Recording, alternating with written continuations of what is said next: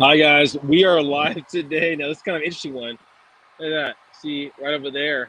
We got David Wright. We're gonna actually have a seminar today, so we're doing it a little bit different today. But yeah, we want to make sure that people that can't make it to our seminar today can at least get some updated information about what's going on with interest rates and everything like that. I'm gonna have the clicker going on below, so you can kind of see what's selling. David, why don't you talk to us about rates? How rates looking?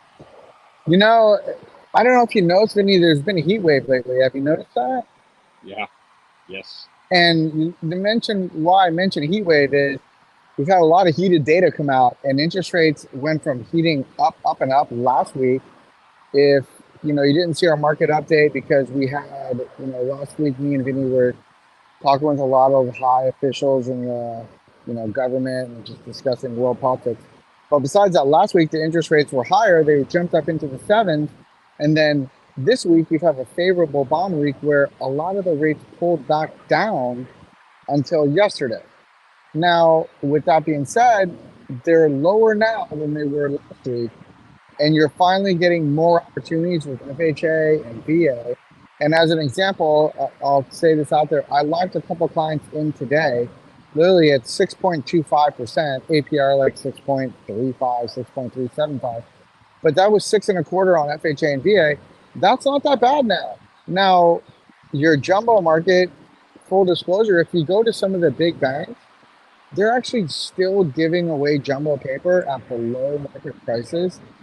And it's worth it for you as a consumer to actually look around at the larger banks like Chase, Wells Fargo, B of A, USA, US Bank. A lot of those players, they're still giving away jumbo paper. So for as bad as you hear interest rates are, they're not that bad. You're averaging now like 6.875 and 6.75 for like no point type loans.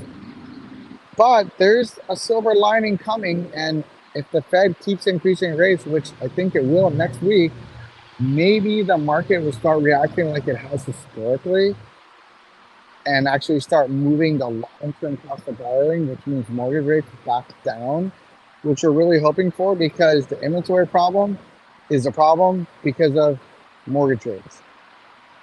I hope I didn't go on too much of a tangent there. No, you're good. You're good. And so we're talking about inventory out there. I mean, 2,400 properties on the current market right now. You see around 2,200 properties pending. Right now, all those properties are going to go. That's a little more than a month of inventory. Mind you, this is usually kind of our hot month. I mean, hot time of year, right? Summertime in San Diego County. It is hot. So It's hot out here. it's hot. It's hot as basically inventory hot, basically.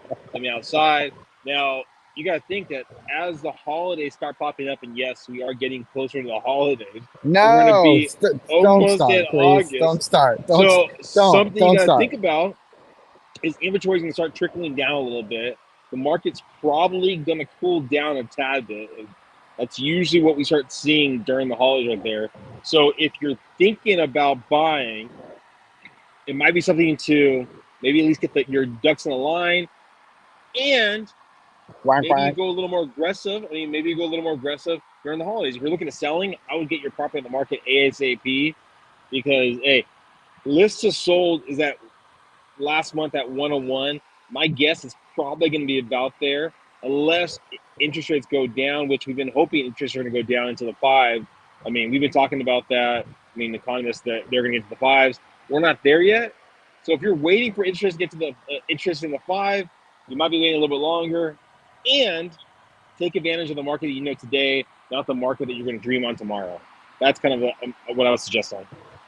And Vinny, I'm going to give you a high five when we hit the fives, but I still don't think we're going to see any real relief until October, November on interest rates. And I heard a statistic the other day, and we have less homes for sale now. It's the lowest level of homes for sale since 1999. Well, we had lower inventory. I mean, we got down to like, I think 1,900 properties, I believe, in San Diego. I know we were Yeah, 2,100, but I mean, you're taking this is summertime. I'm just saying Summertime, we're supposed to overall, blow up. overall, Yeah, but overall right now, not specifically right now, but just overall for like the literally like last 2 to 3 months, we're at the lowest levels we've ever had since like 1999, and it's like we dipped down and we've almost stayed there because it's hard to get people to exchange houses right now unless you really need to. Yeah, I mean, so if you're thinking about taking advantage of the market, you might want to look into. I was looking at the numbers last holiday. We dropped by 12%. Now that was basically because rates jumped up from the 3% to 5%, 6%.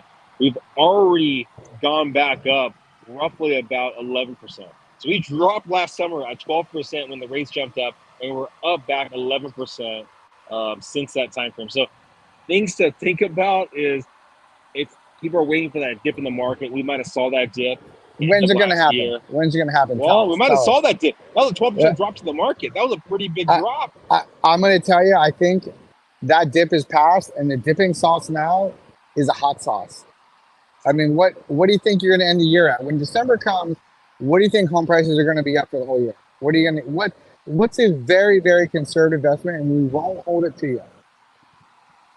What do you think? In December, points? Overall, yeah. So from this whole year, when we reach December, if I'm waiting around, waiting for the market to crash, do you think we end the year 4% higher in price, 5%, 3%? Yeah, I mean, I could see somewhere in the 4 to 5 because I still think interest rates are going to go down. That's good money.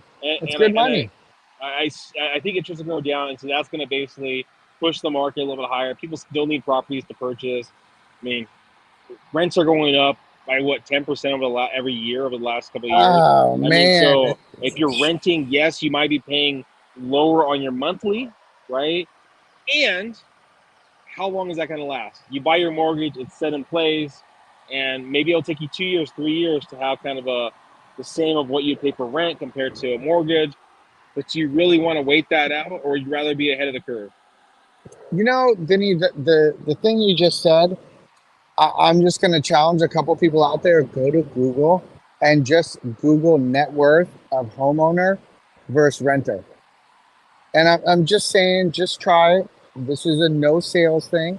Just Google net worth of homeowner versus renter and see what pops up to you. And see if you like that answer. See if you are happy about that. Because, I mean, full disclosure, no one's happy about being a renter.